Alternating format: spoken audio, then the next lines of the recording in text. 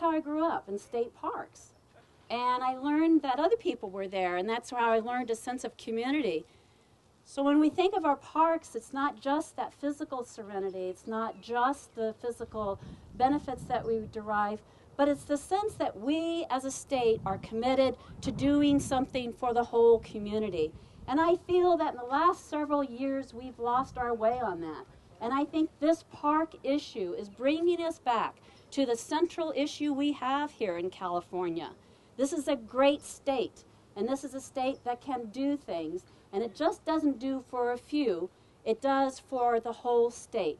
And that's where I want our message to land in Sacramento, is that if we're going to save the great state of California, it starts with our state parks on the state level. It's a state interest, and it's all of us to communicate that very clearly to the governor. So I want a commitment from all of you that I know you've done something already just by being here, but please write, email, and call your legislators and say, enough is enough. We need to invest in California, in our parks. Our parks don't just need to be saved, our parks need to be fixed. We have, I believe the figure's nearly $1 billion of maintenance that's been deferred. How many of you ride your bike on the road coming in? It's, except for those with fancy bikes, it's kind of a teeth-shattering experience. Just, you know, having the restrooms. We have hard-working rangers and park people, and they do the best they can with so very little. When over 700 positions were cut in the state park system in the early 90s, do you think that that was the answer to a population that's increased since I was a child by 30 million people? Think about that. We don't need to cut personnel, we need to add personnel. It takes people to maintain parks, and it takes funds in order to make sure that our benches are in good shape and that our landscaping and our roads are in good shape and the water that we drink in our parks. It's a whole thing. It's just not a matter of don't close our state parks. It's a matter of fixing our state parks. The other thing I wanted to talk about is the importance of this particular park, in that this is a park that's in an urban setting. City of Benicia is off to our east. City of Vallejo is off to our west. This serves an urban area. And the reason I have heard, I was told by the director of the state parks, Ruth Coleman, and her staff, the reason that Benicia was chosen to be closed is because we don't measure up in terms of numbers and dollars with the other state parks. Give me a break. We're a small city, and we're a small park, but we're urban, and we have every right to have the same amenities and the same access to a state park as anybody else in California. Now, we also have the very unfortunate situation of Vallejo having to restructure its budget through bankruptcy filing. And this is a situation that occurred over a long period of time, but this is the wrong time to cut a state park out of the fabric of a community that is hurting already. And we don't need to add insult to injury. Very true. Again, going back to the experience that my mother had growing up in California, is that in the depth of the Depression, they actually opened up parks, and they created parks. They understood what people needed. They were terrible times. They were depressed times. And in order for people to have a sense of willing to move on and to work hard and to try to restore the economy, that people understood the value of parks. It's kind of like Sacramento knows the cost of everything and the value of nothing. Yep. So let's make sure that we get the message to Sacramento that this is one of the most valuable things that we have in our lives.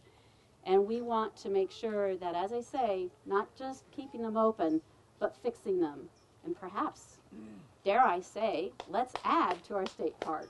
Yeah, yeah.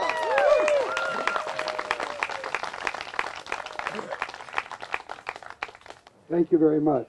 I'll take off the advertising.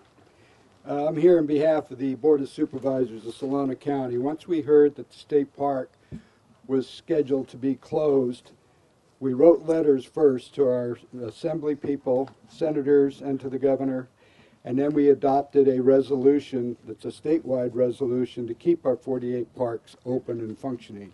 When you have a downturn in the economy, it's not a time to close a means of recreation for the citizens. The price of gas prohibits people from traveling long distances. Here you can bicycle, you can walk, or you can drive here to go fishing.